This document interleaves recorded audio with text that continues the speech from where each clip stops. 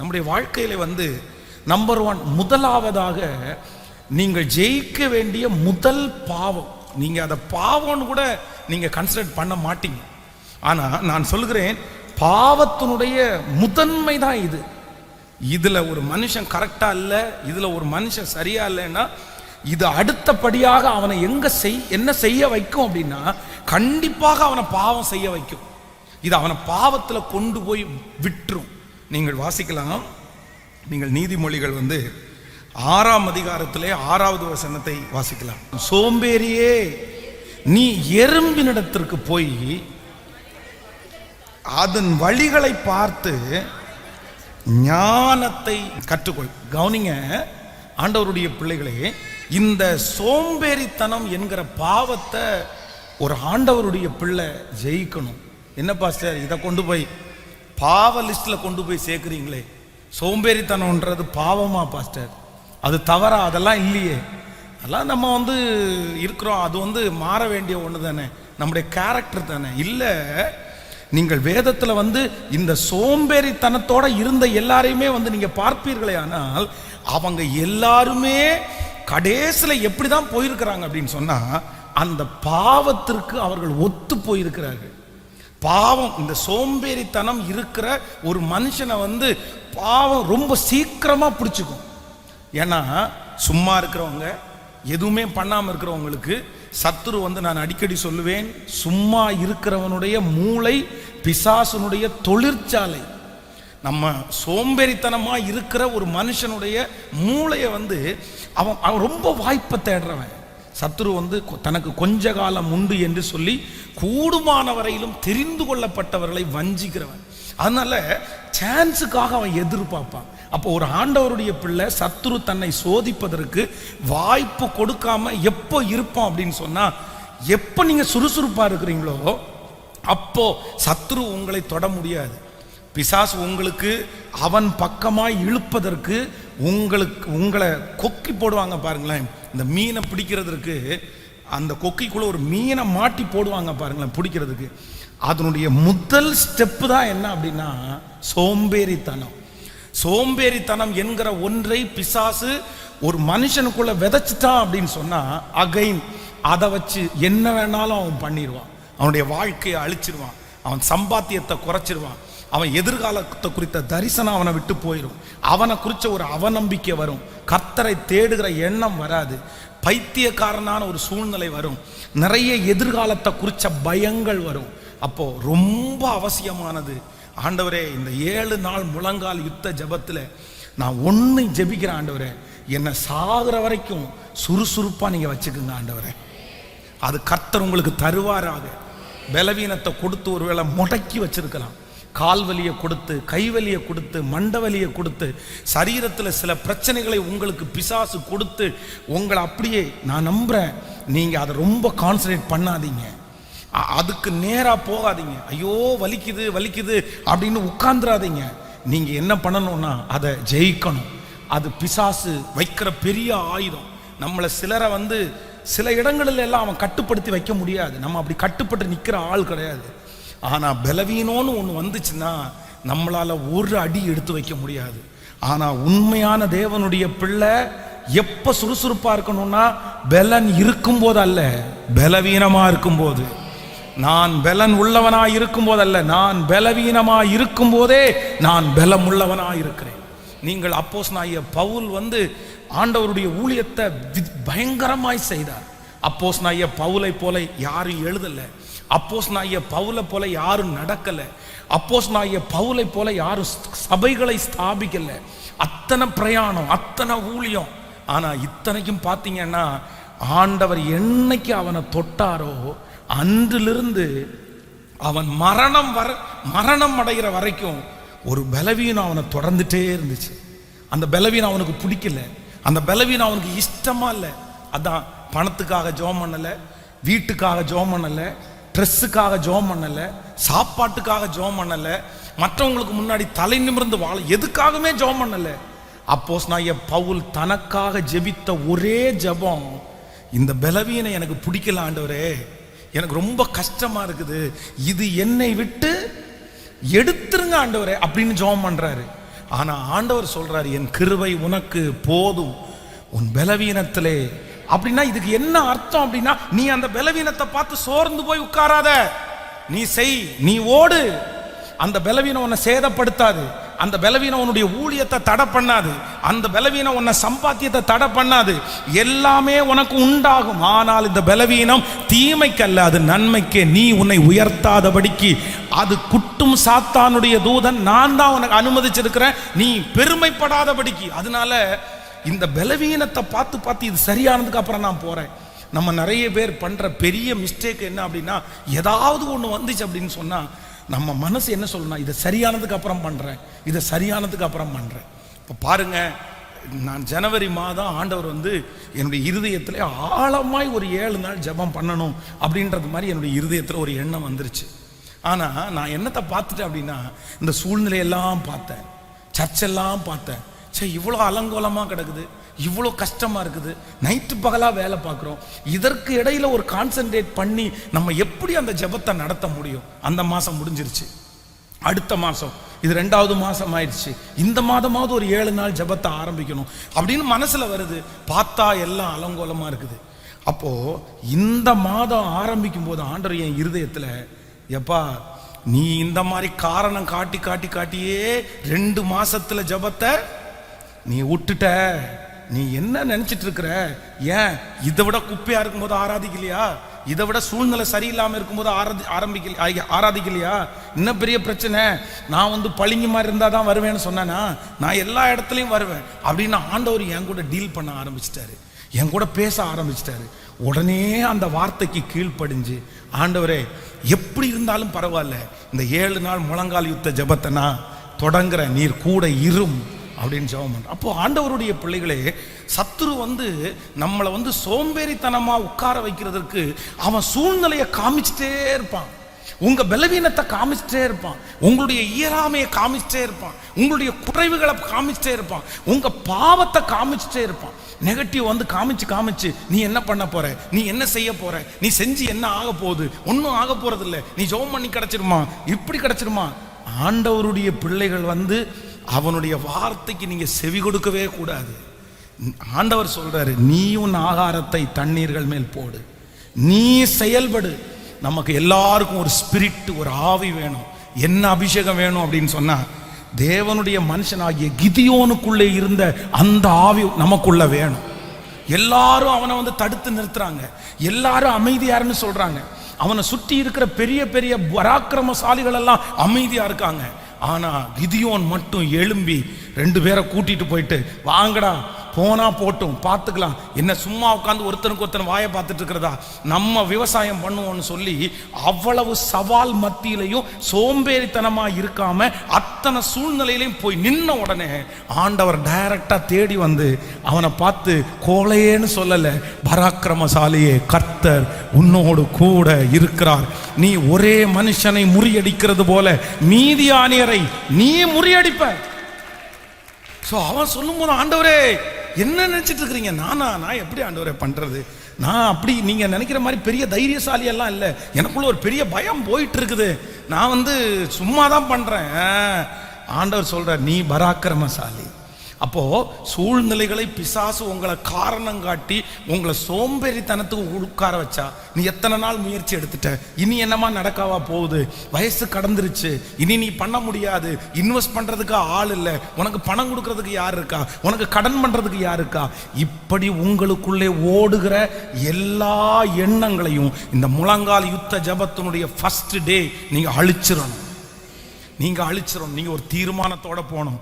ஆண்டவரே, என்னை சுற்றி என்ன நடந்தாலும் நான் உட்கார மாட்டேன், நான் சோம்பேறித்தனமா இருக்க மாட்டேன், எனக்கு கொடுத்திருக்கிற தரிசனத்தை இருக்கிற பலத்தோட நான் செய்வேன்னு, எனக்கு விழுந்தா விழுந்துடுறேன், செத்தா செத்துறேன் அப்படின்னு நினைச்சு இன்னைக்கு கலப்பையின் மேல கை எடுத்து வைங்க. நான் நம்புறேன், இஸ்ரவேலின் ஜெயபலமானவர், ஹல்லேலூயா, தேவனுடைய மனுஷனாகிய அந்த மனுஷனுக்கு என் கிருபை உனக்கு போதும், உன் பலவீனத்தில் என் பலன் பூரணமாய் விளங்கும் என்று சொன்ன கர்த்தர் இந்த ஜெபத்தில் இந்த சத்தத்தை கேட்கிற நிறைய பேருக்கு அதே வாக்கு தத்தத்தை கொடுக்கிற சொல்லுகிறார், என் கிருபை உனக்கு போதும். தூசியை உதறிவிட்டு எழுந்திரு. எழும்பு சீயோனே, எழும்பு சீயோனே, உன் வல்லமையை தரித்துக்கொள். நீ காத்திருந்தது போதும், நீ அமைந்திருந்தது போதும், நீ சோம்பேறித்தனமாய் இருந்தது போதும், சத்துரு உன்னை உட்கார வைத்தது போதும். ஹalleluya. காலையிலே கர்த்தர் உன்னை தட்டி எழுப்புவார். அதிகாலையிலே தட்டி எழுப்பி கிருபைகளை கர்த்தர் தருவார். இந்த 7 நாட்கள் ஜெபமும் அதற்காகத்தான். இயேசுவின் அருகாமையிலே வந்து நிற்கிறார். பலனுள்ள சரீரம் இப்பொழுது பலனாய் மாறும். நீ போக வேண்டிய தூரம் வெகு தூரம், நீ பண்ண வேண்டிய பிரயாணம் இன்னும் அதிகமா உண்டு. ஹalleluya. என்னை பலப்படுத்துகிற கிறிஸ்துவினாலே எல்லாவற்றையும் செய்ய எனக்கு பலன் உண்டு. பலவீனனும் தன்னை பலவான் என்று சொல்லுவான். நமக்கு ஜெயம் நம்ம கையில இல்லை, அறுக்கிறது நம்ம கையில இல்லை. பவுல் நட்டான், அப்பல்லோ நீர் பாய்ச்சினான். நடுகிறது நம்ம வேலை, நீர் பாய்ச்சறது நம்ம வேலை. ஆனா விளைய செய்கிறது அது கர்த்தர் வேலை. அந்த வேலையை தலையில போட்டு நீங்க யோசிக்க வேண்டாம். ஐயோ விளையல் வருமா, விளைச்சல் நடக்குமா, பலன் கிடைக்குமா, இதுல ஆசீர்வதிக்கப்படுவேனா, நஷ்டம் அடைவேனா, இந்த மாதிரி எண்ணங்கள் நமக்கு எதுக்கு, உங்களுக்கு எதுக்கு? கர்த்தர் சொல்றாரு, நீ போ, நீ செய், மற்றதை நான் பார்த்துக்கிறேன். நீங்க கண்ணீரோடு விதைங்க. வேதம் சொல்லுகிறது, அள்ளி தூவும் விதையை சுமந்து கொண்டு போகிறவன் அழுது கொண்டு ஆனால் அதை திரும்ப எடுத்துட்டு வரும்போது கம்பீரத்தோட திரும்பி வருகிறான். கண்ணீரோடு விதைக்கிறவர்களை கர்த்தர் கம்பீரமாய் இன்றைக்கு இந்த 7 நாள் ஜெபத்திலே முதல் நாளிலே கண்ணீரோடு விதைக்கிற தாயே, கண்ணீரோடு விதைக்கிற தந்தையே, என் அன்பு சகோதரனே, சகோதரியே, ஒரு நாள் இந்த ஆலயத்தில் இல்லைன்னா இந்த சமூகத்தில் நீங்க சாட்சியோட கம்பீரத்தோட உங்க பிள்ளைகளை குறிச்ச அறுவடைய கம்பீரத்தோட அறுத்து கொண்டு வருவீங்க. கர்த்தர் உங்களுடைய கண்ணீரை மாற்றி ஆனந்த களிப்பினால் நிரப்புவார், சிரிப்பினால் நிரப்புவார், சந்தோஷத்தினால் நிரப்புவார். இந்த ஜெபம் முடியும் போது அந்த அற்புதம் நடக்கும் நடக்கும் நடக்கும் நடக்கும். இயேசுவே, நான் முதல்ல எதை ஜெயிக்கிறேன் அப்படின்னா, என்னுடைய சோம்பேறித்தனத்தை நான் என்ன பண்றேன்னா ஜெயிக்கிறேன்.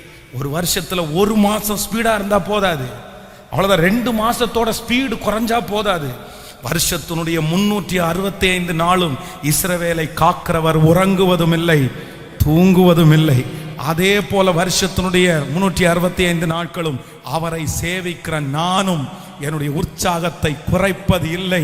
நாளுக்கு நான் வளர்ந்து பெருகி அனுபவத்தை கற்றுக்கொண்டு ஒரு நாளும் என்னை சோம்பேறித்தனமாய் சத்துரு உட்கார வைக்கிறதுக்கு இடம் கொடுக்க மாட்டேன்.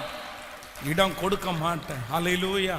ஸோ வாலிப தம்பிங்க, தங்கச்சிங்க எல்லாருமே இந்த ஜெபத்தில் இருக்கிறவங்க, ஃபஸ்ட்டு நீ எதை ஜெயிக்கணும் அப்படின்னு சொன்னா, உன் மனசுக்குள்ளே இருக்கிற சோம்பேறித்தனத்தை ஜெயிக்கணும். இது ஒரு பெரிய பாவம். நீ இதற்கு ரொம்ப அதிகமான காலையிலே நீ எழும்பணும். உனக்கு ஒரு பெரிய ஷெட்யூல் நீ போடணும். என்ன பண்ண போற, நாளைக்கு என்ன செய்ய போறீங்க, எந்த இடத்துல எவ்வளவு நேரம் ஸ்பெண்ட் பண்ண போறீங்க. நான் சொல்றேன், காலையில எழும்பி கர்த்தர் சமூகத்தில் முழங்கால் படிட்டு ஒரு 5 மணிக்கு கையை தூக்கி ஜெபிச்சா போதும், அந்த ஞானத்தை கர்த்தரே உங்களுக்கு தரும். ஹல்லேலூயா. இதனுடைய ஆபத்து நிறைய இருக்குது. நீங்க நீதிமொழிகள் 10:26 வாசிப்பீர்களே, ஆனால் பற்களுக்கு காடியும் கண்களுக்கு புகையும் எப்படி இருக்கிறதோ அப்படியே சோம்பேறியும் தன்னை அனுப்புகிறவர்களுக்கு இருக்கிறான். பாருங்க, எவ்வளவு ஒரு சோம்பேறியை குறித்து வேதம் எவ்வளவு குறைவாய். உண்மை அப்படிதான். புகை, கண்ணுக்கு புகை எப்படி இருக்குதோ அப்படி இருக்கிறான் நம்ம சோம்பேறி. நீங்க வெளியே போய் நின்று புகை உள்ள இடத்துல ஒரு கண்ணு உங்களுக்கு போச்சுன்னா எப்படி இருக்கும் பாருங்களேன். அங்க நிக்க முடியுமா, பார்க்க முடியுமா, அந்த அந்த அட்மாஸ்பியர் நமக்கு பிடிக்குமா? அதான் சோம்பேறியுடைய அனுபவம். இன்னொரு வசனத்தை வாசிக்கலாம். 12ஆம் அதிகாரம் 24வது வசனம். நீதிமொழிகள் 12:24. ஜாக்கிரதை உள்ளவனுடைய கை ஆளுகை செய்யும், சோம்பேறியோ பகுதி கட்டுவான். அப்போ ஜாக்கிரதை உள்ளவனுடைய கை ஆளுகை செய்யும், சோம்பேறி அதான் வெட்கப்பட்டு போயிடுவான். இன்னொரு வசனத்தை வாசிக்கலாம். 13ஆம் அதிகாரம் 4வது வசனம். 13.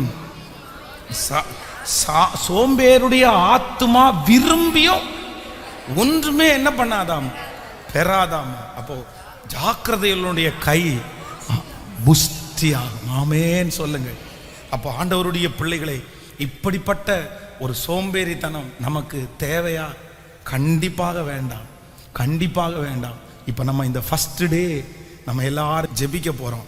எனக்கு ஒரு பாவத்திலிருந்து ஜெயத்தை கொடுங்க ஆண்டவரே, என்னை பிஸியாக வைங்க ஆண்டவரே, என்னை உற்சாகமாக வைங்க ஆண்டவரே, எனக்குள்ளே இருக்கிற அந்த சோம்பேறித்தனத்தை தாழ்வை எடுத்து போடுங்கப்பா. நான் ரொம்ப ஆக்டிவான ஒரு பர்சனாக இருக்கணும், எதுவும் என்னை சேதப்படுத்தக்கூடாது. உங்களை வெறுத்தவங்க உங்களை பார்த்து இவ்வளோ உனக்கு பிரச்சனை வந்ததுக்கு அப்புறம் உன்னால் எப்படி ஆக்டிவாக இருக்க முடியுதுன்னு உங்களை பார்த்து கேட்கணும். ஆண்டவருடைய பிள்ளையை உங்கள் மனசை உடைச்சி ஒரு இடத்துல உட்கார வைக்கணும்னு நினைக்கிற அத்தனை பேருக்கு முன்னாடியும் நீங்கள் ஆக்டிவாக இருக்கிறத பார்த்து அவங்களை பிரமிக்கணும். இவனை கட்டி போட முடியாத சிங்கம் அப்படின்னு இந்த உலகத்தில் இருக்கிறவங்க உங்களை பார்த்து சொல்லணும். உங்கள் எதிரி உங்களை பார்த்து சொல்லணும், எதுவுமே இவனை கட்டி போட முடியாது. சத்துருக்கு ஒரு அடையாளம் தெரியணும், என்னன்னா இந்த பிள்ளையை யாரும் கட்டி போட முடியாது. ஹல்லேலூயா. இவன் உற்சாகம் உள்ள ஒரு தேவனுடைய பிள்ளை. எந்த வருத்தமும் அவனுக்குள்ள இருக்காது. எந்த இடத்துல இருந்தாலும், எந்த பகுதிக்குள்ள போனாலும் அவன் செய்ய வேண்டியதை அவன் செய்து முடிப்பான். ஹல்லேலூயா. அப்படி ஒரு அபிஷேகத்தை கர்த்தர் இன்னைக்கு கட்டவிழ்த்து உங்களுக்கு விடட்டும், எனக்கு தரட்டும், இந்த சத்தத்தை கேட்கிற ஒவ்வொருத்தருக்கும் தரட்டும், ஆன்லைன்ல இந்த சத்தத்தை கேட்கிறவங்களுக்கு தரட்டும். கர்த்தர் இப்போ உங்களை உற்சாகப்படுத்தட்டும். உச்சன் தலை முதல் உள்ளங்கால் வர தேவ மகிமை அப்படியே இறங்கட்டும். ஜெபம் பண்ணுங்க எல்லாரும். சோத்திரம். கர்த்தர் எனக்கு பலவீனமான ஆவியை தரல, எனக்கு பலனுள்ள ஆவியை தந்திருக்கிறார். எனக்கு பலனுள்ள ஆவியை தந்திருக்கிறார். ஸ்தோத்திரம், ஸ்தோத்திரம், ஸ்தோத்திரம். ஹல்லேலூயா. என்னை எதுவும் சேதப்படுத்த முடியாது, என்னை எதுவும் உட்கார வைக்க முடியாது. இப்போ என்ன உட்கார வைக்கிற அந்த பாவத்தை கர்த்தர் அறுத்து எறிவாராக. மனிதனுடைய வார்த்தைகள் அப்படியே அழிந்து போவதாக. ஸ்தோத்திரம். தகப்பனே, ராஜாவே, என்னுடைய பிள்ளைகளை கண்ணோக்கி பாரும். இதோ உற்சாகமா இருந்த அந்த மகனை இப்படி கட்டி போட்டாங்களே ஆண்டவரே, உற்சாகமா இருந்த மகளை அந்த வார்த்தையினால இப்படி கட்டி போட்டாங்களே அப்பா. ஆனா இப்போ இந்த முதல் நாள் நான் பார்க்கிற தேவ மகிமை அவர்களுக்குள்ள ஒரு ஜீவனை கொடுக்கட்டும், ஒரு ஜீவனை கொடுக்கட்டும். அன்றைக்கு எலும்புகள் நிறைந்த ஒரு பள்ளத்தாக்குக்குள்ள நீ கடந்து போய் மனுப்புத்திறனே, இந்த எலும்புகள் மறுபடியும் உயிர் அடையுமா? உயிர் அடையுமா? ஆண்டவரே, இந்த எலும்புகள் எப்படி உயிர் அடையும்? இது மாம்சம் இல்லை, அதற்கு ரத்தம் இல்லை, அதற்கு நரம்புகள் இல்லை. ஆனா கர்த்தருடைய ஆவி வீற்றப்பட்ட உடனே, தேவ பிரசன்னம் அனுப்பிவிடப்பட்ட உடனே எலும்புகள் எழும்பி நின்றது, சதைகள் உண்டானது, நரம்புகள் உண்டானது, ஒரு சிறிய சேனையாய். ஓ ஹல்லேலூயா, ஹல்லேலூயா. அப்படி ஒரு கீழ்காற்று, அப்படி ஒரு கீழ்காற்று இந்த சத்தத்தை கேட்டுக்கொண்டிருக்கும் போது ஒவ்வொருவர் மேலும் வீசட்டும், ஒவ்வொருவர் மேலும் வீசட்டும். இப்பொழுது ஹல்லேலூயா, அந்த எலும்புகள் உயிர் அடைவதாக, அந்த எலும்புகள் உயிர் அடைவதாக, அந்த சதைகள் பலன் அடைவதாக, அந்த நரம்புகள் பலன் அடைவதாக. இயேசுவின் நாமத்தினால, இயேசுவின் நாமத்தினால. ஹல்லேலூயா. என் பிள்ளைகளை உற்சாகத்தினால் நிரப்பும், உற்சாகத்தினால் நிரப்பும். சோம்பேறித்தனத்தின் ஆவிகளை கொண்டு வருகிற அந்தகார வல்லமைகளை இயேசுவின் நாமத்தினால அதற்கு தகுந்தது போல சரீரம் ஒத்துழைக்கட்டும், ஆவி ஒத்துழைக்கட்டும்.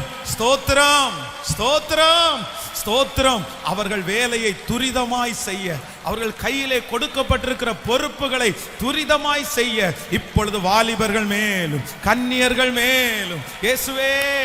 ஹல்லேலூயா, ஹல்லேலூயா. என் பிள்ளைய ஒரே இடத்துல எதையுமே சிந்திக்க விடாதபடி, எதிர்காலத்தை பற்றி சிந்திக்க விடாதபடி உட்கார வைச்சிருக்கிற அந்த சத்துருடைய கட்டுகளை அறுத்து எறிவீராக. இயேசுவின் நாமத்தினால இப்பொழுது அறிதெரியப்படுவதாக. ஸ்தோத்திரம், ஸ்தோத்திரம், ஸ்தோத்திரம். ஹல்லேலூயா. எனக்குள்ளே இருக்கின்ற என் இயேசு என்றும் பெரியவரே, எனக்குள்ளே இருக்கின்ற என் இயேசு என்றும் பெரியவரே. நான் அறியாதது, எனக்கு எட்டாததுமான பெரிய காரியம் செய்திடுவார். நான் அறியாததும் எனக்கு எட்டாததுமான பெரிய காரியம் செய்திடுவார். எனக்குள்ளே இருக்கின்ற என் இயேசு என்றும் பெரியவர். சொல்லு நம் தலரகதர் நன்றியப்பா பெரியவரே. நம்பிக்கையில்லா நிலையானதோ, விசுவாசம் உன்னில் குறைவானதோ. நம்பிக்கையில்லா நிலையானதோ, விசுவாசம் உன்னில் குறைவானதோ.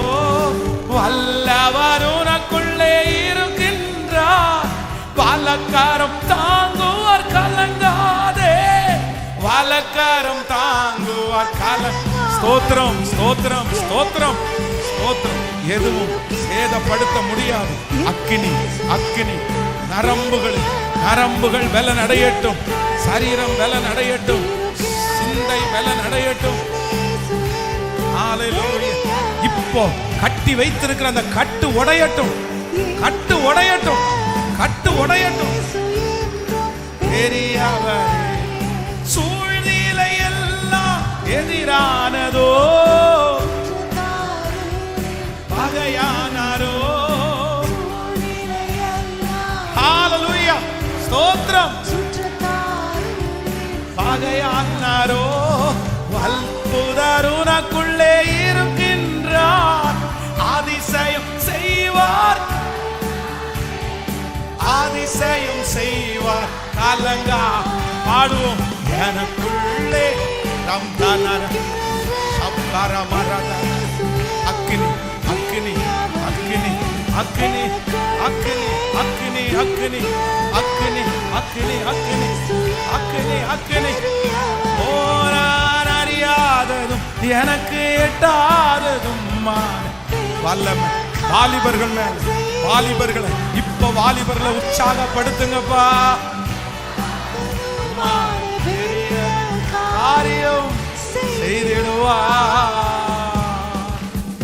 ஹalleluya ஹalleluya. இந்த உலகத்தில் ஆண்டவர் வாழ்ந்த ஆண்டுகள் வெறும் 33.5 வருடம். அவர் ஊழியம் செய்தது வெறும் 3.5 ஆண்டுகள்.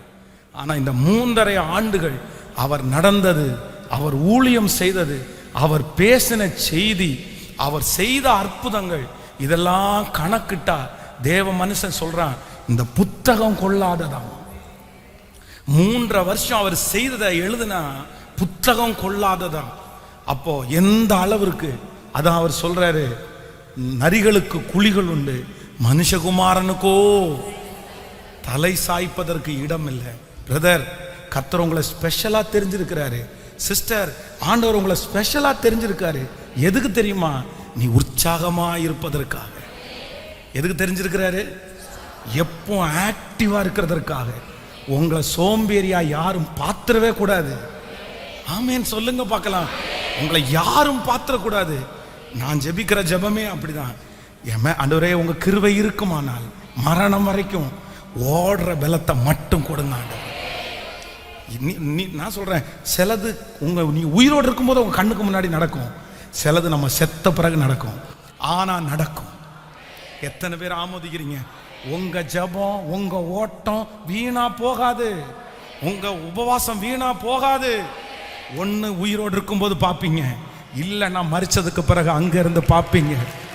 என்றைக்கின்றாலும் அதை அழிப்பதற்குரிய சக்தி ஒருத்தராலும் இல்லை, ஒருத்தருக்கும் இல்லை. ஆமென். சோர்ந்து போகாதீங்க சிஸ்டர். ஏதோ ஒரு வார்த்தையை கேட்டு என்ன கணவர் துரோகம் பண்ணிட்டாரு, மனைவி துரோகம் பண்ணிட்டாங்க, எனக்கு இப்படி பண்ணிட்டாங்க, நான் எத்தனை என்ன மேனேஜர் இப்படி பண்ணிட்டாங்க, நம்பிக்கை துரோகம் பண்ணிட்டாங்க. நான் சொல்றேன், இதெல்லாம் இருக்கும், இதெல்லாம் இருக்கும். ஆனா இதோட தான் ஓடணும். ஆமென். இது இல்லாம ஓட முடியாது. இதற்கு நடுவுல ஓடுறாங்க பாருங்க, அவங்க தாங்க வெற்றி உள்ளவங்க. இயேசு லாசரு எங்க வச்சீங்கன்னு கேட்குறாங்க. உடனே அவங்க கல்லறையில் வச்சாங்கன்றாங்க. கல்லறையில் பார்த்தா அவனுடைய உடம்பு முழுக்க என்ன பண்ணி இருக்குன்னா சீலைகளால் சுற்றப்பட்டிருக்கிறது. ஃபுல்லாக கட்டு. ஆண்டவர் முதல்ல என்ன சொன்னார் அப்படின்னா, அந்த சீலைகளை என்ன பண்ணுங்கன்னா அகற்றுங்கப்பா, கிளியர் பண்ணிருங்கப்பா. அப்போ சில நேரத்தில் நம்ம கிரியவே செய்ய முடியாததற்கு பிசாசு நம்மளை சுற்றி கட்டுவாங்க. நான் நம்புறேன், இந்த 7 நாட்களும் ஜெபம், அந்த கட்டுகள் ஒன்னொன்னா அருந்து கீழே விழும். உங்க காலில் இருக்கிற கட்டை அவிழ்ந்து விழும். உங்க சிந்தையில இருக்கிற கட்டுகள் அவிழ்ந்து விடும். உங்க இருதயத்தில் இருக்கிற கட்டுகள் அவிழ்ந்து விடும். கர்த்தருடைய ஆவியானவர் உங்கள் மேல் நிழலிடும் போது உங்களை கட்டி வைத்திருக்கிற கட்டுகள் அப்படியே அவிழும். ஹல்லேலூயா. இன்னைக்கு முழுக்க ஜெபம் பண்ணுங்க. ஆண்டவரே, என்னை நீர் உற்சாகப்படுத்தும், என்னை நீர் சுறுசுறுப்பாய் வைத்துக் கொள்ளும். நான் இனி பிசாசு அந்த மனுஷனை சீலைகளால சுத்தி இருக்கிறவங்க. ஏன் அப்படின்னா அவங்களுக்கு ஒரு டார்கெட் இருந்துச்சு, இனி இவன் உயிரோட வர மாட்டான். சில நேரத்தில் பிசாசு சில வாலிபர்களை பார்த்தீங்கன்னா அப்படி கட்டி வச்சிருக்கிறான். ஏதோ ஒரு பொண்ணு, ஏதோ ஒரு பையன், ஒரு மொபைலு, ஒரு ஏதாவது ஒன்றை வச்சு உங்களை கட்டி, இதெல்லாம் ஒரு பெரிய கட்டு. இதை விட்டு ஆண்டவருடைய பிள்ளைங்க வெளியே வந்து உனக்குரியதை நீங்கள் செய்யுங்கள். ஹல்லேலூயா. ஸோ இந்த ஃபஸ்ட்டு ஜெயிக்க வேண்டிய ஜெயம் என்ன அப்படின்னா, என் சோம்பேறித்தனத்தை நான் ஜெயிக்கணும். ஆமேன்னு சொல்லுங்க. நம்ம ஸோ இன்றைக்கு அந்த வேதத்தில் ஆண்டவர் எனக்கு கொடுத்த ஒரு வாக்கு தத்தத்தை நம்ம தியானிக்க போகிறோம். எடுத்துக்கொள்ளலாம்.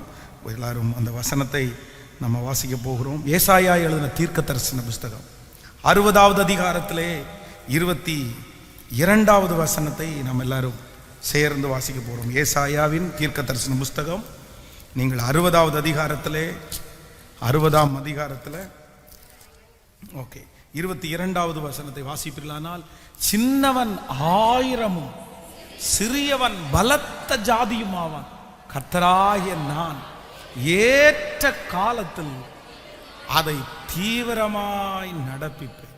ஆண்டவருடைய பிள்ளைகளே, எத்தனையோ நாட்கள் இந்த வசனத்தை நான் வாசித்திருக்கிறேன். சின்னவன் 1000 சிறியவன் பலத்த ஜாதியும் ஆவான் அப்படின்னா ஆண்டவர் பேசினார். ஆனா இன்றைக்கு இந்த முதல் நாள்ல கர்த்தருடைய சமூகத்தில் இந்த முழங்கால் படியிட்டு உங்க சமூகத்தில் வந்திருக்கிறோம்.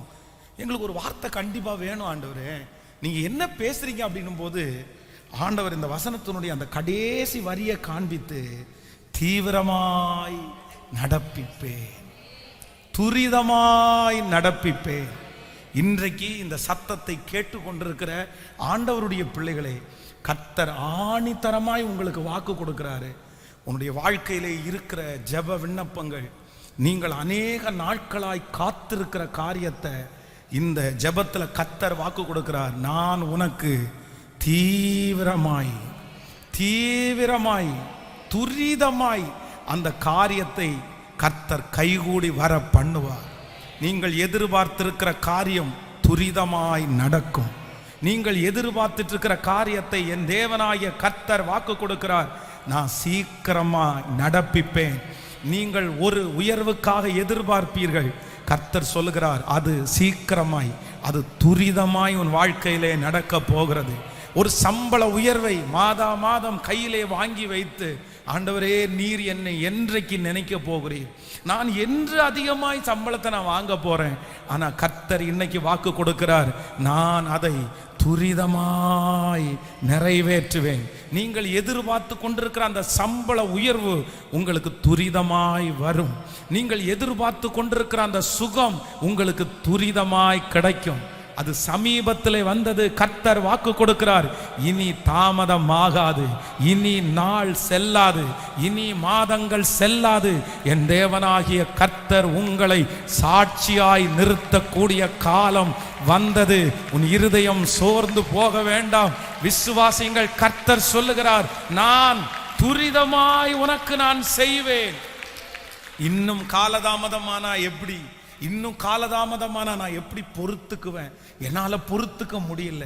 இப்பவே எனக்கு ரொம்ப காலதாமதமாய் மாறிடுச்சு. எனக்கு எப்போ நடக்கும் பாஸ்டர்? எனக்கு நடக்குமா நடக்காதா? இப்படிப்பட்ட சந்தேகங்கள் எல்லாம் உங்களுக்குள்ள உருவாயிருக்கலாம்.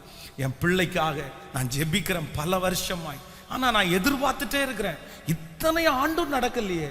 ஆனால் இன்று கர்த்தர் உங்களை உற்சாகப்படுத்துவதற்கு மறுபடியும் வாக்கு கொடுக்கிறார், நான் துரிதமாய் அதை உனக்காக செய்ய போகிறேன். என்னுடைய ஆண்டவர் அவசரமாக இருக்கிறார். என்னுடைய ஆண்டவர் வேகமா இருக்கிறாரு. உங்களை ஆசீர்வதிப்பதற்கு எத்தனை பேர் பெண்டிங் போடணும்னு நினைச்சாலும் இவனுக்கு காலதாமதமா செய்யலாம், வருஷங்கள் தாண்டட்டும் அப்படின்னு நிறைய பேர் தடுத்து நிறுத்தினாலும் ஆண்டவர் வாக்கு கொடுக்கிறார், இல்லை, உன்னை ஆசீர்வதிக்கிறதுல நான் துரிதம் காண்பிக்க போகிறேன். சீக்கிரமாய் அது நடக்க போகிறது. சீக்கிரமாய் அது காரியம் கைகூடி வரப்போகிறது. கைகளை உயர்த்தி நான் இந்த வார்த்தையை நான் நம்புகிறேன் என்று சொல்லுங்க. ஆண்டவரே, நான் விசுவாசிக்கிறேன். என் தேவனாகிய கர்த்தர் துரிதமாய் எனக்கு செய்ய போகிறதற்காக ஸ்தோத்திரம், ஸ்தோத்திரம், ஸ்தோத்திரம்.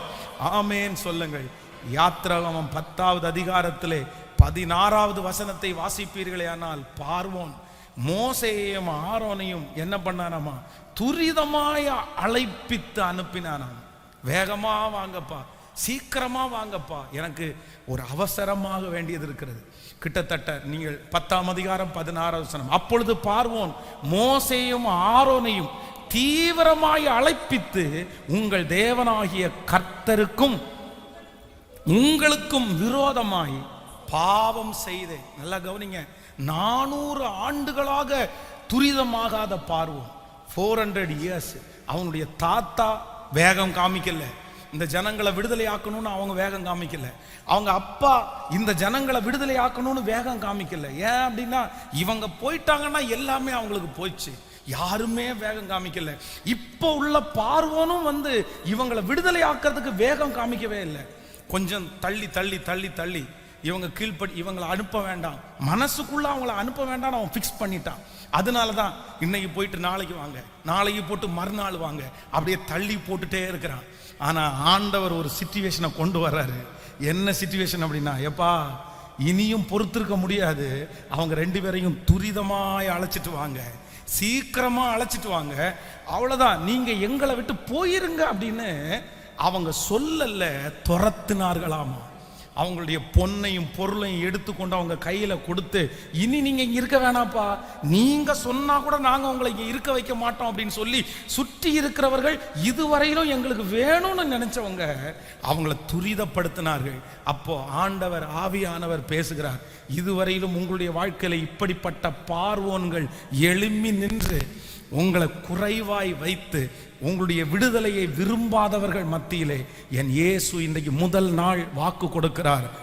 எப்படி பார்வோன் அந்த 2 தேவனுடைய மனுஷங்களையும் துரிதமாய் அழைப்பித்தானோ, நீங்கள் விடுதலை ஆகிறதற்கு ஆவியானவர், ஹல்லேலூயா, அந்த மனுஷனை கர்த்தர் துரிதப்படுத்துவாராக. அந்த நபரை கர்த்தர் துரிதப்படுத்துவாராக. உங்களுக்கு விரோதமாய் இருக்கிற அந்த காரியத்தை கர்த்தர் துரிதப்படுத்துவாராக. இதுவரையிலும் நிலுவையிலே இருந்தது, இதுவரையிலும் கிடப்பிலே கிடந்தது, இதுவரையிலும் தேங்கி கிடந்தது, இதுவரையிலும் செயல்படாமல் கிடந்தது, இதுவரையிலும் மூடப்பட்டு கிடந்த அத்தனை காரியத்தையும் கர்த்தர் இந்த முழங்கால் யுத்த ஜெபத்தினுடைய முதல் நாள் வாக்கு கொடுக்கிறார். ஹல்லேலூயா, ஹல்லேலூயா.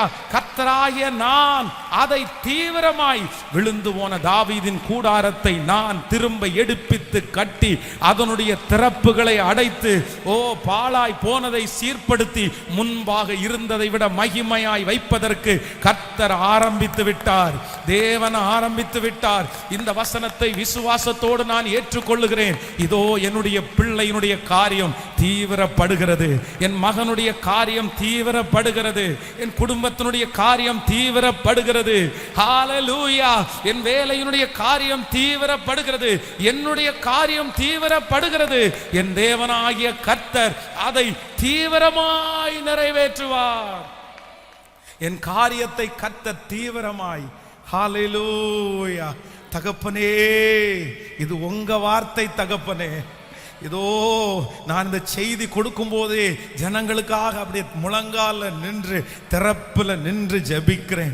அப்பா, அந்த தங்கச்சியை நினைச்சிருங்க, அந்த தம்பியை நினைச்சிருங்க, அந்த தாயாரை நினைச்சிருங்க ராஜா, அந்த தகப்பனாரை நினைச்சிருங்க ராஜா.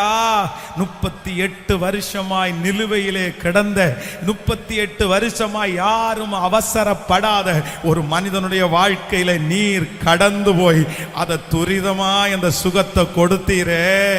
இப்போ உம்முடைய வல்லமை இறங்கட்டும். இந்த சத்தத்தை கேட்கிற பிள்ளை யாருமே துரிதப்படுத்துவார் இல்லப்பா, அவசரப்படுத்துவார் யாரும் இல்ல.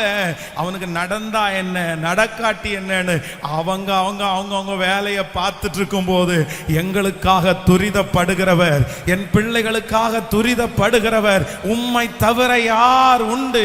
பரலோகத்தின் தேவனே, காரியங்களை கைகூடி வர பண்ணுகிறவரே, இதோ என் மகளுடைய வாழ்க்கை உமக்கு முன்பாக துரிதமாக்கப்படட்டும். அந்த தூதனை கூப்பிடுங்க ஆண்டவரே, அந்த ஃபைலை எடுத்துட்டு வான்னு சொல்லுங்க ஆண்டவரே. அவளுடைய காரியம் என்னன்னு விசாரிங்க ஆண்டவரே. என் சிஸ்டருடைய காரியம் என்னன்னு விசாரிங்க. என் பிரதருடைய காரியம் என்னன்னு விசாரிங்க. அப்பா அப்பா அப்பா, இப்பொழுது இந்த ஜெபம் நடந்து கொண்டிருக்கும் போதே, இந்த ஜெபம் செய்யும் போதே, இந்த ஜெபமுடைய காதுகளில் கேட்கப்படும் போதே அந்த ஃபைல் தட்டி எடுக்கப்படட்டும். அது தூசி தட்டி எடுக்கப்படட்டும். அந்த ஜெப குறிப்பு தட்டி எடுக்கப்படட்டும். அந்த சூழ்நிலை தட்டி எடுக்கப்படட்டும். அந்த கடன் தட்டி எடுக்கப்படட்டும். தீவிரமாய் தீவிரமாய் தீவிரமாய் நிறைவேற்றுகிற கர்த்தர், தீவிரமாய் நிறைவேற்றுகிற கர்த்தர். காத்தீரு பொறுத்தீரு கர்த்தரை நம்பீர், காரியங்கள் வாய்க்க செய்வார். காத்தீரு பொறுத்தீரு கர்த்தரை நம்பீர், காரியங்கள் வாய்க்க செய்வார். என் சார்பில் செயலாற்றுவார் இயேசு, என் சார்பில் செயலாற்றுவார். என் வழியை கர்த்தருக்கு கொடுத்து விடு, அவரையே நம்பீரு. ஹல்லேலூயா. வழியை கர்த்தருக்கு கொடுத்து விடு, அவரையே நம்பீரு. நம்பிக்கையோடு காரியங்கள் வாய்க்க செய்வார். செயலாற்றுவார், காரியங்கள் வாய்க்க செய்வார். என் சார் செயலாற்றுவார். சொல்லுவோம், காத்தீரு பொறுத்தீரு கர்த்தரை இயேசுவே வாய்க்க செய்வார். காத்தீரு பொறுத்தீரு கர்த்தரை நம்பி, காரியங்கள் வாய்க்க செய்வார். என் சார்பில் செயலாற்றுவார் இயேசு, என் சார்பில் செயலாற்றுவார். ஹல்லேலூயா. விசுவாசிக்கிற அனைத்து பிள்ளைகளுக்கும் நடக்கும். ஆண்டவர் என்ன பண்றார் அப்படின்னா, நான் தீவிரமாய் நிறைவேற்றுவேன். நான் நம்புறேன் உங்க விஷயத்துல எத்தனை பேர் அமைதியா இருந்தாலும் என் ஆண்டவர் என்ன பண்றாருன்னா துரிதமா இருக்கிறார். உங்களுக்கு ஒரு வீடை கட்டி தருவதற்கு கர்த்தர் துரிதமா இருக்கிறார். உங்களுடைய பிள்ளைகளுக்கு ஒரு திருமண காரியத்தை ஏற்பாடு செய்வதற்கு ஆண்டவர் துரிதமா இருக்கிறார். உங்க தலை மேல ஒரு ஆசீர்வாதத்தை வைக்கிறதற்கு ஆண்டவர் துரிதமா இருக்கிறார். இது அப்படியே நடக்கும் என்று நம்புகிறேன். நீங்க ஆண்டவர் அமைதியா இருக்கிறாரு, ஆண்டவர் மௌனமா இருக்கிறாரு, ஆண்டவர் சும்மா இருக்கிறாரு. ஏன் ஆண்டவரே மௌனமா இருக்கிறீங்க, ஏன் ஆண்டவரே அமைதியா இருக்கிறீங்க? அந்த ஜெபத்தை எல்லாம் கர்த்தர் கேட்டார், அந்த கண்ணீரை எல்லாம் ஆண்டவர் கண்டார். அப்பதான் இன்னைக்கு முதல் நாள்ல பதில் தர்றாரு, நான் அதை தீவிரமாய் உனக்கு நிறைவேற்றுவேன், தீவிரமாய் உனக்கு நிறைவேற்றுவேன். அது சீக்கிரமாய் நடக்கும், அது துரிதமாய் நடக்கும். உன் மனம் விருப்பம் ஹல்லேலூயா கண் மூடி திறக்கிறதற்குள்ள கர்த்தர் அதை செய்து முடிப்பாராக. நீங்க எல்லாம் சாட்சி சொல்லுவீங்க, கர்த்தர் எனக்கு இடையே வாக்கு கொடுத்தாரு பாஸ்டர், அதபடியே இந்த வருஷம் முடிகிறதுக்குள்ள இந்த காரியம் நடந்துருச்சு, இந்த மாதம் முடிகிறதுக்குள்ள இந்த காரியம் நடந்துருச்சு. நான் நம்புறேன் உங்க எல்லாருடைய வாழ்க்கையிலையும் நிலுவையில கிடக்கிறது எல்லாத்தையும் கர்த்தர் சீர்தூக்கி பார்ப்பாராக. ஹல்லேலூயா. தேவனுடைய மனுஷனாகிய கர்த்தருடைய பிள்ளை மேல் வீட்டிலே அவ்வளோ அழகாய் தங்கி சாப்பிட்டு தூங்கி இளைப்பாரி எல்லா வசதிகளும் செய்யப்பட்ட வீடு. அப்போ அவங்க அந்த வீட்டினுடைய ஓனர் அந்த அம்மா வர்றாங்க. அப்போ அவங்க கேட்குறாரு, எப்பா இந்த அம்மாவுக்கு ஏதாவது குறை இருக்கா? இந்த ஊர்லேயே இந்த அம்மா நல்ல அம்மாவாக இருக்காங்க, ரொம்ப வசதி உள்ளவங்களா தெரியுறாங்க, அவங்கள பார்த்தா எந்த குறையுமே இல்லையே, அவங்க சிரிச்சிட்டே உபசரிக்கிறாங்க, சந்தோஷமாக இருக்கிறாங்க.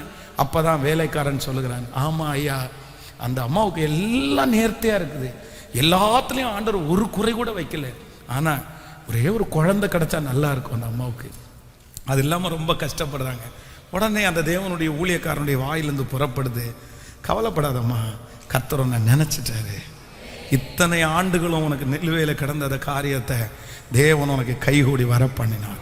தேவனுடைய மனுஷனுடைய வாயிலிருந்து அந்த வார்த்தை புறப்பட்ட உடனே அந்த சகோதரிக்கு ஒரு அற்புதம் நடந்தது. நான் நம்புறேன், இந்த பலிபீடத்தில் இருக்கிற தேவனுடைய ஊழியக்காரனாகிய நான் கர்த்தருடைய வார்த்தையை சுமந்து உங்களுக்கு டிக்ளேர் பண்றேன், நீங்கள் வெகு நாட்களாய் காத்திருக்கிற காரியத்தை கர்த்தர் துரிதமாய், அந்த சுகத்தை கர்த்தர் துரிதமாய், ஹல்லேலூயா, அந்த விடுதலையை ஆண்டவர் துரிதமாய் உங்களுக்கு கட்டளை இடுவேன் என்று வாக்கு கொடுக்கிறார். இன்னொரு வசனத்தை நீங்கள் வாசிப்பீர்களே, ஆனால் நீங்கள் ஆதியாகமத்தில் ஒரு வசனத்தை வாசிக்கும் போது 41ஆம் அதிகாரம் 14வது வசனத்தை வாசிக்கலாம். 41வது அதிகாரத்திலே 41ஆம் அதிகாரம் 14வது வசனம். அப்பொழுது பார்வோன் யோசேப்பை அழைப்பித்தான், அவன் தீவிரமாய் காவற் கிடங்கிலிருந்து கொண்டு வந்தார்கள். அவன் சவரவம் பண்ணி கொண்டு வேறு வஸ்திரம் தரித்து பார்வோனிடத்தில் வந்து நின்றான். எனக்கு ரொம்ப ஆச்சரியமா இருந்துச்சு. முதலாவதாக நம்பர் 1, முதலாவதாக பார்வோன் மோசேயும் ஆரோனையும் 2 பேரையும் தீவிரமாய் அழைத்து 400 வருஷம் தீவிரம் காமிக்காத அந்த காரியத்திற்கு தீவிரம் காமிச்சாங்க அப்படின்னு தியானிச்சேன். அப்போ 2வதாக நான் தியானிக்கும் போது இந்த தீவிரம்ன்ற வார்த்தை எங்க பயன்படுத்தப்பட்டிருக்குன்னா, யோசேப்பனுடைய வாழ்க்கை, தன்னுடைய தகப்பனையும் தன்னுடைய தாயையும் விட்டு பிரிந்து, தன்னுடைய குடும்பத்தை விட்டு பிரிந்து கிட்டத்தட்ட 15 ஆண்டுகள் ஆக போகிறது. இந்த 15 ஆண்டுகளும் தன்னுடைய பரிசுத்தத்தை அவன் காத்து கொண்டான். அவனுக்கு நிறைய சவால்கள் வந்துருச்சு. தரிசனம் உள்ள ஒரு மனுஷனுக்கு மட்டும்தான் போராட்டம் வரும் அப்படின்றதுல யோசேப்பனுடைய வாழ்க்கை ஒரு பெரிய உதாரணம். அதான் அந்த போத்திபாருடைய மனைவி என்ன சொல்றா அப்படின்னு சொன்னா, நீ வா, நீ என்னோட. அந்த வீட்டில் எத்தனையோ பேர் இருக்கிறாங்க, அந்த வீட்டில் எத்தனையோ அழகான பேர் இருக்காங்க, எத்தனையோ பேர் வேலை பார்க்குறாங்க, அந்த தேசத்தில் எத்தனையோ பேர் இருந்துச்சு. ஆனா அந்த அம்மா நித்தம் யாரை தான் தொந்தரவு பண்ணுது? யோசேப்பை தான். நல்லா வாலிப தம்பிகளும் தங்கச்சிகளும் கவனிச்சுக்குங்க, உனக்குள்ள தரிசனம் இருக்குன்னா தான் உனக்கு போராட்டம் வரும். பக்கத்தில் உன் கூட இருக்கிறவனுக்கு போராட்டம் வராது, அவனை எதுக்குமே டிஸ்டர்ப் பண்ண மாட்டாங்க, அவனுக்கு அந்த உணர்வே இருக்காது. ஆனால் உனக்கு அந்த உணர்வு அதிகமாக இருக்கும், உனக்கு அந்த போராட்டம் அதிகமாக இருக்கும். அந்த போராட்டமும் அப்படிப்பட்ட சூழ்நிலையும் உனக்கு அதிகமாக இருக்கும்போது நீங்கள் மனசுக்குள்ள ஒன்று மட்டும்தான் நினைக்கணும், என்னை குறித்து ஆண்டவர் ஒரு பெரிய திட்டத்தை வச்சிருக்கிறாரு, என்னை குறித்து ஒரு பெரிய நோக்கத்தை கர்த்தர் வச்சிருக்கிறாரு. அதனால தான் இந்த பிரச்சனை என்ன மட்டும் தேடி வருது, இந்த சூழ்நிலை என்ன மட்டும் தேடி வருது. நான் ஜெயிக்கணும், நான் தரிசனம் உள்ள ஒரு கர்த்தருடைய பிள்ளை. ஆமென். அப்போ நம்ம அதை விளையாட்டா நினைச்சிடக்கூடாது. சிலர் அப்படிதான் எல்லாருக்கும் வர்றது அப்படின்னு நினைக்கிறாங்க. இல்லை, உங்களுக்கு ஸ்பெஷலாக அந்த மாதிரி வரும். ஆனால் யோசேப்பு ரொம்ப அழகாக தெரிஞ்சுக்கிட்டான், நம்ம என்னமோ ஆண்டவர் நம்மளை கொண்டு செய்ய போறாரு, அதனால இந்த அம்மா இத்தனை பேர் இருந்த போதிலும் நம்மளை என்ன பண்ணுது, அதனால வேண்டாம், இது கர்த்தர் வெறுக்கிறார் அப்படின்னு ஒரே அடி அதை தூக்கி போட்டான். அதனால கர்த்தர் அவனுக்கு வைத்திருக்கிற திட்டத்தை அப்படியே நிறைவேற்றினார். 15 வருடங்களாக ஒன்றுக்காக காத்திருக்கிறான். அவன் அந்த அடிமைத்தனத்தில் வந்த அடுத்த நாளே அவன் மனசு எதுக்காக போராடுதுன்னா, விடுதலைக்காக தான் போராடுது. இங்கே ஒரு 10 வருஷம் இருந்துடலாம் அப்படின்லாம் நினைக்கல. நெக்ஸ்ட் டே அவனை விடுதலையாக்கி அவனுடைய ஊருக்கு அனுப்புனா கூட அவன் சந்தோஷப்படுவான். ஒவ்வொரு நாளும் காலையிலே எழும்பும் போது யோசேப்பினுடைய மனசு, இன்னைக்கு ஒரு விடுதலை கிடைக்காதா, இன்னைக்கு ஒரு விடுதலை கிடைக்காதா? 15 ஆண்டுகள் கண்டினியூவா டெய்லி அந்த விடுதலைக்காக. என்ன கூப்பிட மாட்டாங்களா, என்ன கூப்பிட்டு என்னுடைய நியாயம் என்னன்னு விசாரிக்க மாட்டாங்களா, யார் மேல தப்புன்னு சொல்ல மாட்டாங்களா, இந்த காரியம் எப்படி நடந்துச்சுன்னு கேட்க மாட்டாங்களா? அப்படியே அவனுடைய மனதை அங்கலாய்க்கிறது. ஆனால் கர்த்தர் திடீரென்று ஒரு நாள் கர்த்தர் ஒரு பெரிய சூழ்நிலை மாற்றத்தை கொண்டு இப்போ பார்வோன் என்ன சொல்றான் அப்படின்னா, அந்த காவல் கிடங்கிலே இருக்கிற யோசேப்பை மெதுவா இல்ல, எப்படி அழைச்சிட்டு வாங்க, சத்தமா சொல்லுங்க, தீவிரமாய், அவசரமா இருக்குது, சீக்கிரமா வாங்க. ஒரு வாரத்திற்கு முன்பாக ஒரு ரட்சிக்கப்படாத ஒரு பிரதர், ஆனால் நல்ல குணம் படைச்சவங்க, அவர் மனசு ரொம்ப நல்ல மனசு. எனக்கு கிட்டத்தட்ட அந்த மனுஷனை ஒரு 15 ஆண்டுகளாக பழக்கம். ஆனால் நான் அவருக்கு வந்து இயேசுவை பற்றி சொல்லியிருக்கிறேன், ஜெபம் பண்ணணும்னு சொல்லியிருக்கிறேன். ஆனால் அவர்கிட்ட ஒரு அநீதி கேடும் இல்லை, யாருக்கும் துரோகம் பண்ண மாட்டார், ரொம்ப உண்மையாக பேசுவார். திடீரென்று அவருடைய மனைவிக்கும் அவருக்கும் ஒரு பெரிய வாக்குவாதம் வந்து அந்த அந்த அந்த பொண்ணு என்ன பண்ணிச்சுன்னா இவருக்கு விரோதமாய் வந்து ஒரு கடினமான ஒரு கேஸை கொடுத்துட்டாங்க.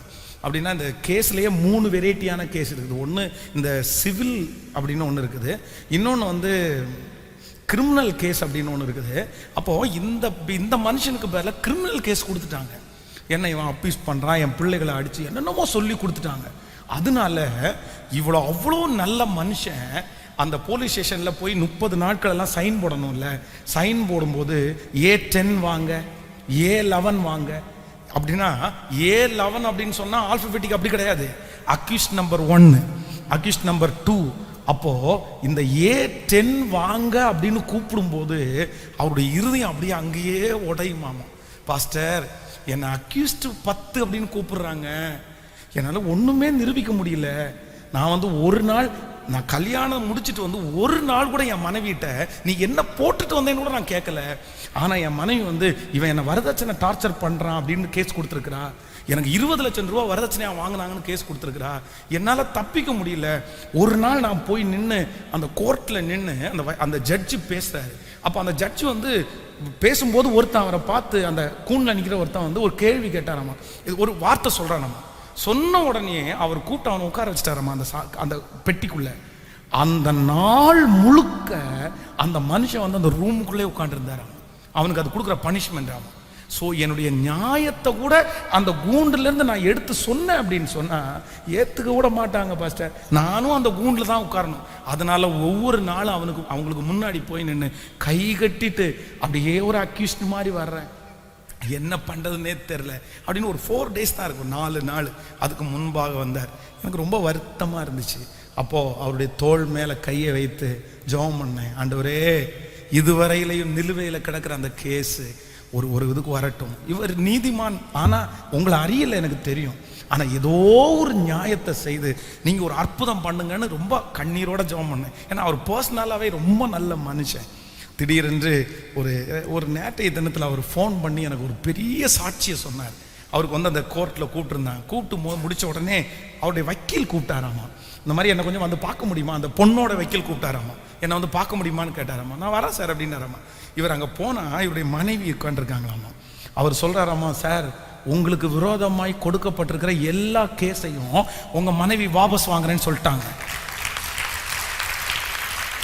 அப்போ வந்து இவர் சொல்கிறாராமா, ஏங்க இத்தனை வருஷமா கேஸ் நடந்துட்டு இருக்குது, நேற்றைக்கு வரைக்கும் எனக்கு உரிமை வேணும்னு அவங்க வாதாடினாங்க, இப்போ ஒரே நாளில் அப்படியே பல்ட்டி அடிச்சுட்டு நான் எல்லா கேஸையும் வித்ரா வாங்குறேன்னா என்ன அர்த்தம், எனக்கு ஒன்றுமே புரியல அப்படின்னாராமா. கேஸ் எல்லாம் வாபஸ் வாங்கிடுறேன், பிள்ளைங்க 2 பேரையும் உங்கள்கிட்ட கொடுத்துட்றேன் அப்படின்னு சொல்லிட்டா பாஸ்டர். என்னால் நம்பவே முடியல அப்படின்னாங்க. உடனே நான் அவர்கிட்ட சொன்னேன், ஆண்டவர் உங்க கூட இருக்கிறார் பிரதர். அவள் அப்படியே அந்த மனுஷன் அழுதாரு. எஸ், கர்த்தர் என் கூட இருக்கிறார், அந்த மகன் ஆண்டவர் ரட்சிக்கட்டும். அப்போ நான் என்ன நம்புகிறேன் அப்படின்னா, அவர்களுக்கே நீதி செய்கிற கர்த்தர், ஒரு கண்ணீரின் ஜெபத்தை கேட்ட கர்த்தர், அந்த மனுஷனுக்கு ஒரு இரக்கத்தை செய்த கர்த்தர், உங்களுக்காக நான் அழுகிற அழுகையை கர்த்தர் கேட்காம இருப்பாரா? உங்களுக்காக ஜெபிக்கிற ஜெபத்தை கேட்காம இருப்பாரா? இந்த செய்தியை ஆயத்தம் பண்ணினதிலிருந்து என் மனசு ஒன்றை மட்டும்தான் சொல்லுது, இந்த சத்தத்தை கேட்குறவங்க எல்லாருக்கும் ஆண்டவர் என்ன பண்ணணும் அப்படின்னு சொன்னார், தீவிரமாய் யோசேப்பை எப்படி காவல் கிடங்கிலிருந்து வேகமா வாப்பா, அவசரமா வாப்பா, ராஜா ஒன்னு அழைக்கிறாரு. அவன் அன்று காலையிலிருந்தும் அப்படிதான் எதிர்பார்த்துட்டு இருக்கிறான். என் தேவனாகிய கர்த்தர் அப்படி ஒரு நாளை நியமித்தது போல நான் செய்தியை பகிர்ந்து கொண்டிருக்கும் போதே, இந்த வார்த்தையை கேட்கும் போதே, ஹல்லேலூயா, தீவிரமாய் ஏசப்பா இப்பொழுது கைகளிலே கட்டப்பட்டிருக்கிற அந்த கட்டுகள் அவிழட்டும், கால்களிலே கட்டப்பட்டிருக்கிற கட்டுகள் அவிழ்ந்து உன்னை ராஜா கூப்பிடுறாரு, பரலோக ராஜா கூப்பிடுறாரு. உன் சோதனையின் காலம் முடிந்தது. ஓ, உன்னுடைய சோதனையின் காலம் முடிந்தது, உன்னுடைய இழப்பின் காலம் முடிந்தது. நீ கூண்டுக்குள்ளே இருந்தது போதும், நீ ஒடுக்கப்பட்டது போதும். ஹல்லேலூயா, கர்த்தர் உன்னை புடமிட்ட நாட்கள் முடிந்தது.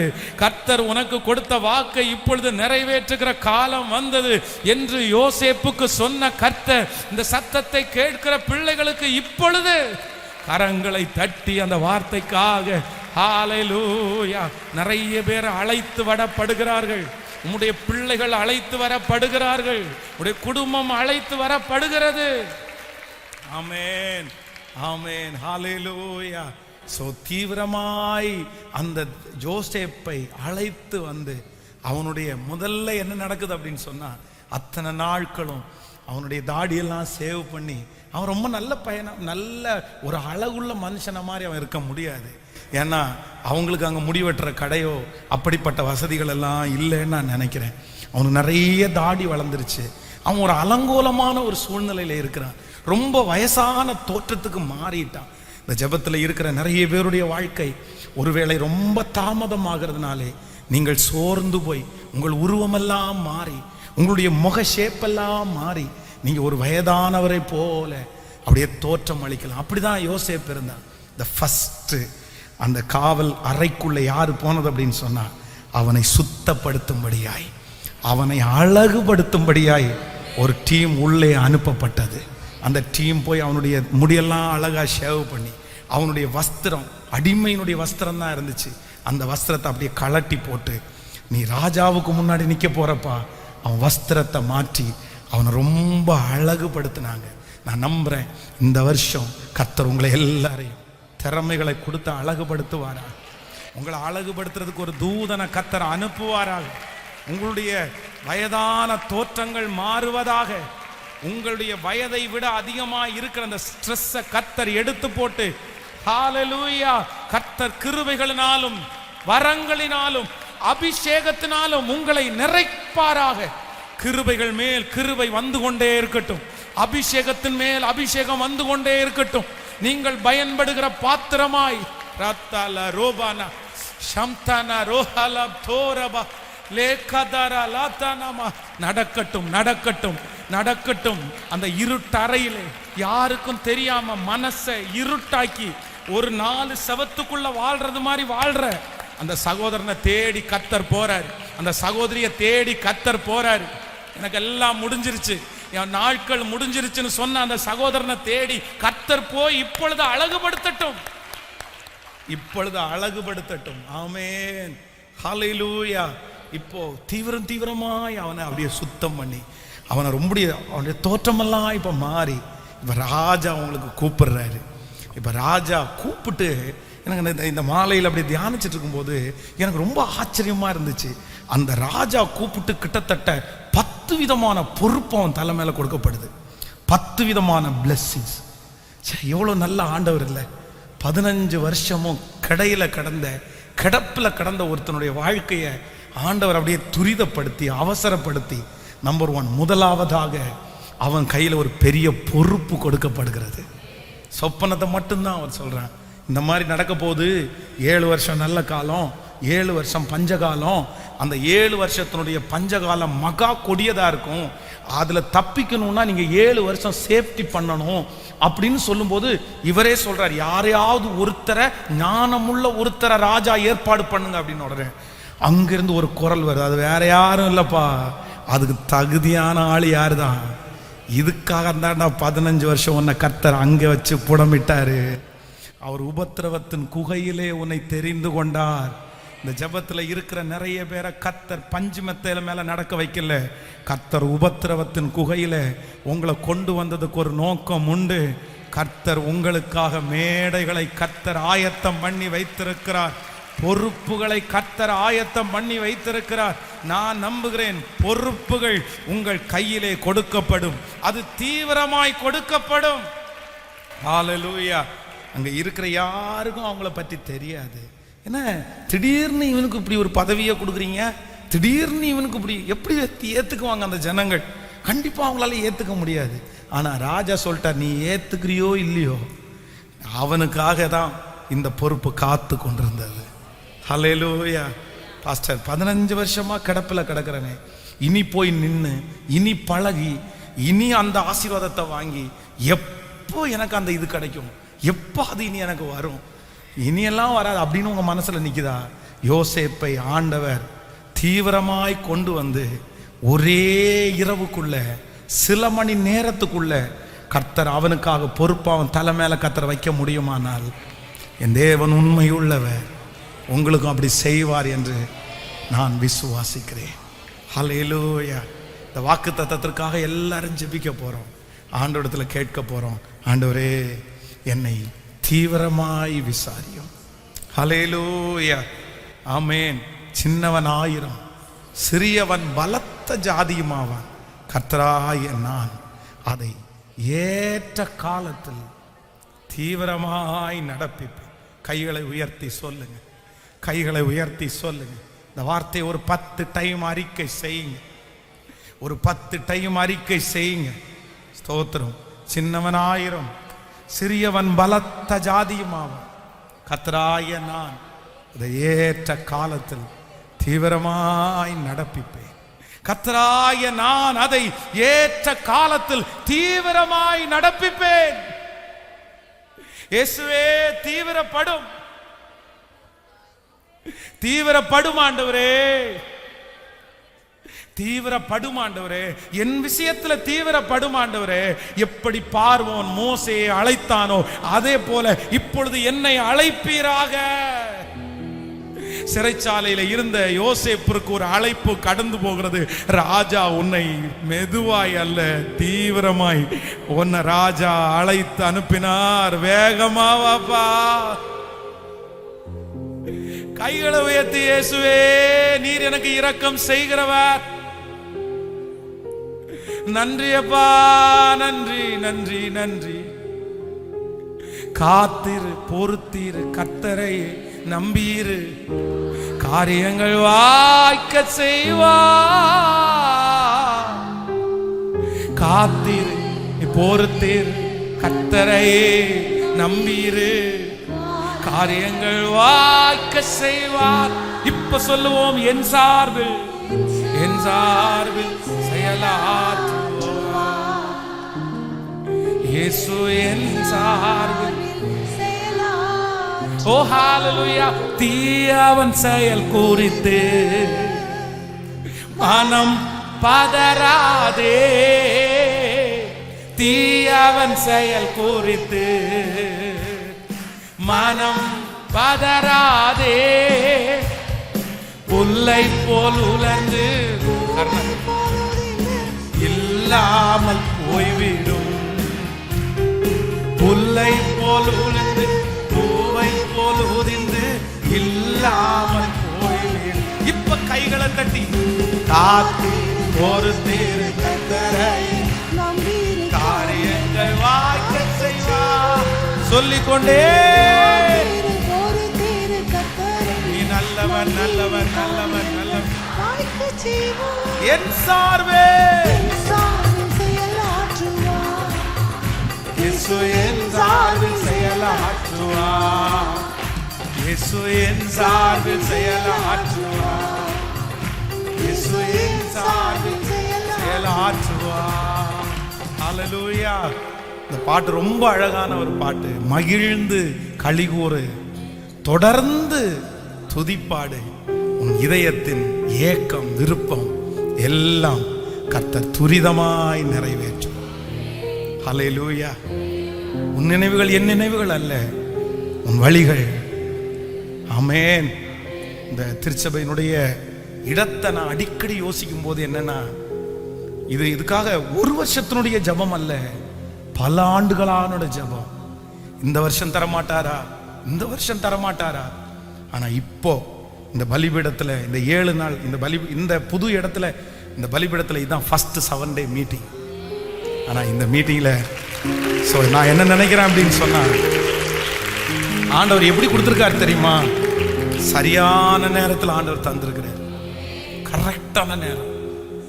இப்ப எனக்கு மகிழ்ச்சியா இருக்குது. இதுக்கு முன்னாடி தந்திருந்தா கூட இந்த அளவுக்கு இந்த பிரச்சனைகளை எல்லாம் மேற்கொள்ளக்கூடிய அளவுக்கு ஒரு பக்குவம் எனக்கு இருந்திருக்குமான்னு தெரியல. அப்படியே ஃபர்ஸ்ட் எல்லாம் சர்ச்சை கட்டும்போது பயமா இருக்கும். அதான் அப்போஸ்தலனாகிய பவுல் சொன்னது மாதிரி, வெளியே தைரியம் உள்ள பயம் இருக்குல்ல, அது மாதிரி வெளியே தைரியமா இருக்கிற மாதிரி இருந்தாலும் உள்ளுக்குள்ள அப்படியே பயமா, அப்படியே பதட்டமா இருக்கும். ஆனா இப்போ ஆண்டவர் என்ன பண்ணாருன்னா, ரொம்ப அழகா பழக்க வச்சுட்டாரு.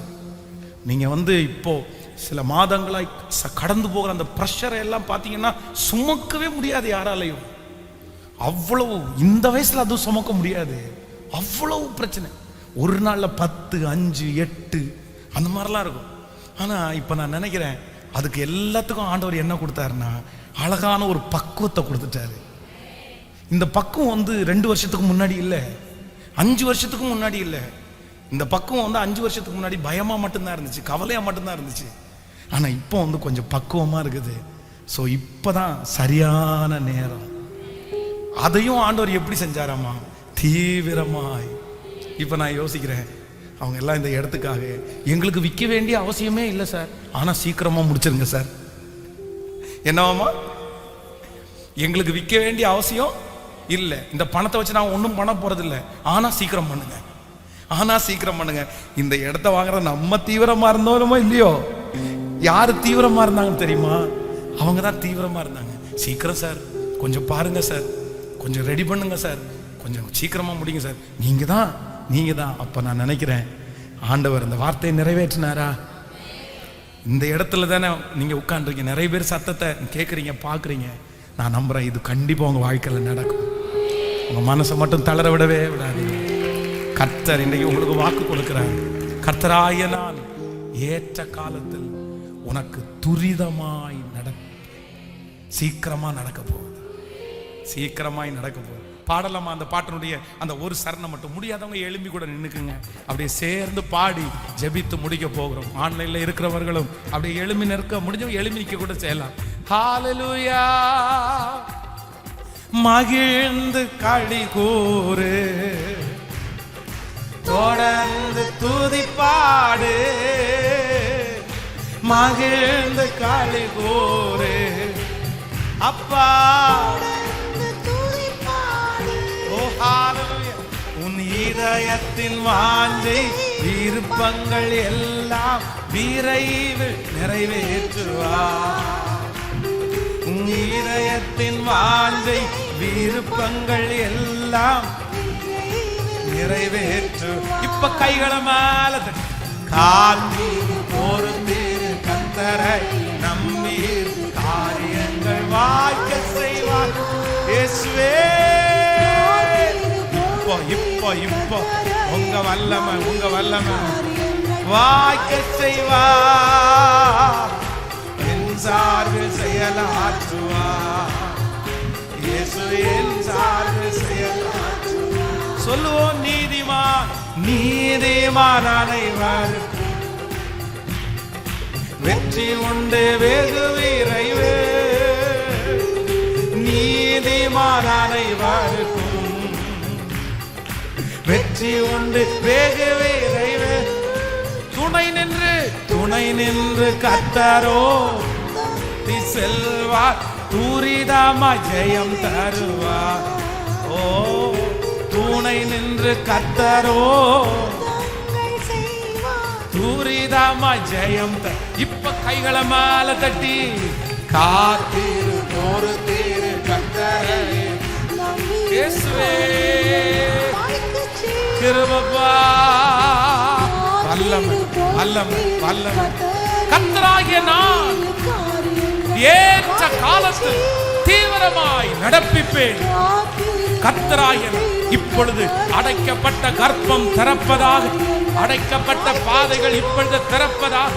இதோ திறந்த வாசலை உனக்கு முன்பாக வைத்திருக்கிறேன், ஒருவனும் அதை பூட்ட முடியாது. ஹalleluya. கணக்கில் எடுக்கப்படட்டும், கைகளிலே கொடுக்கப்படட்டும். ஓ ஹalleluya. நெடுநாள் காத்திருக்கிறது. ஓ, இருதயத்தை இளைக்க பண்ணும் விரும்பினது வரும்போதோ ஜீவ விருட்சம் போல் இருக்கும். இப்பொழுது என் பிள்ளை விரும்பின காரியம் வரட்டும், என் மகன் விரும்பின காரியம் வரட்டும், பிள்ளைகளை குறித்து விரும்பின காரியம் வரட்டும். ஹalleluya. இப்போ கரங்களை தட்டி ஆமென். ஹalleluya. கர்த்தராகிய நான் ஏற்ற காலத்தில் தீவிரமாய் அதை நடப்பிப்பேன், தீவிரமாய் நடப்பிப்பேன். கர்த்தராகிய நான் அதை ஏற்ற காலத்தில் தீவிரமாய் நடப்பிப்பேன். கோடி நன்றி ஆண்டவரே, உம்முடைய வார்த்தைகளுக்காக நன்றி.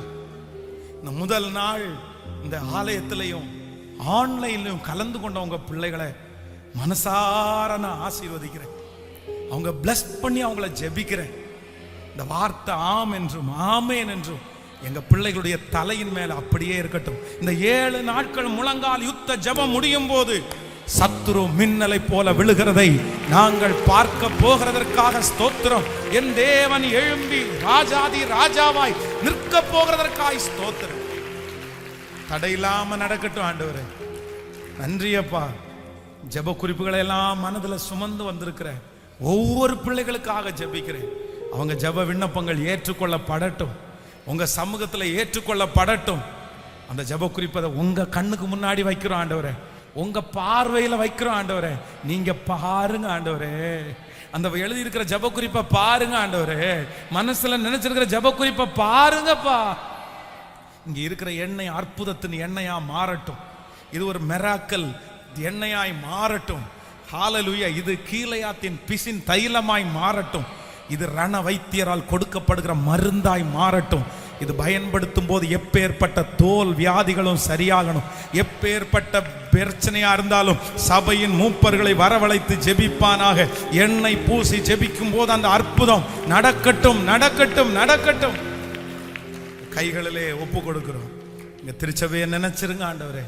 நிறைய தேவை எங்களுக்கு முன்பாக இருக்கிறது. வெகு சீக்கிரத்தில் அந்த கடன்கள் எல்லாம் முடிக்கப்படணும். இந்த ஆலயத்தினுடைய அன்று வேலைகள் எல்லாம் நிறைய பழுதாய் கிடக்கிறது. அதை சீக்கிரமா செய்து முடிங்கப்பா. அதற்கான உதவிகளை கர்த்தர் பரலோகத்திலிருந்து அனுப்புங்கப்பா. உங்க பாதத்தை முத்தம் செய்கிறோம். இயேசுவின் மூலம் ஜெபம் எடுக்கிறோம் நல்ல பிதாவே. என் ஆத்துமாவே கர்த்தரை ஸ்தோத்திரி, என் முழு உள்ளமே பரிசுத்த நாமத்தை ஸ்தோத்திரி. என் ஆத்துமாவே கர்த்தரை ஸ்தோத்திரி. கர்த்தர் செய்த நம்முடைய ஆண்டவராகிய இயேசு கிறிஸ்துவின் கிருபை, பிதாவாகிய தேவனுடைய அன்பு, பரிசுத்த ஆவியானுடைய அந்யோன்ய ஐக்கியம் நம்மனோடும் இன்றும் என்றும் சதா காலம் கூட இருப்பதாக. ஹல்லேலூயா, ஹல்லேலூயா, ஹல்லேலூயா.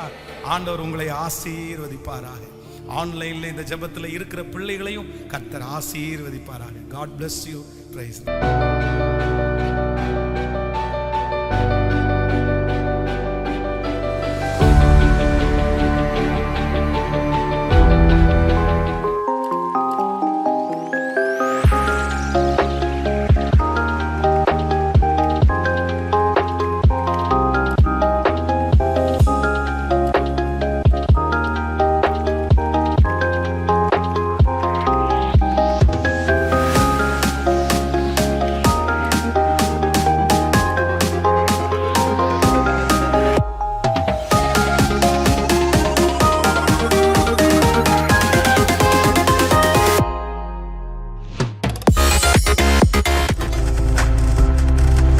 நீங்கள் பார்த்துக் கொண்டிருப்பது உங்கள் ஜாய் டிவி. உங்கள் துக்கம் சந்தோஷமாய் மாறும்.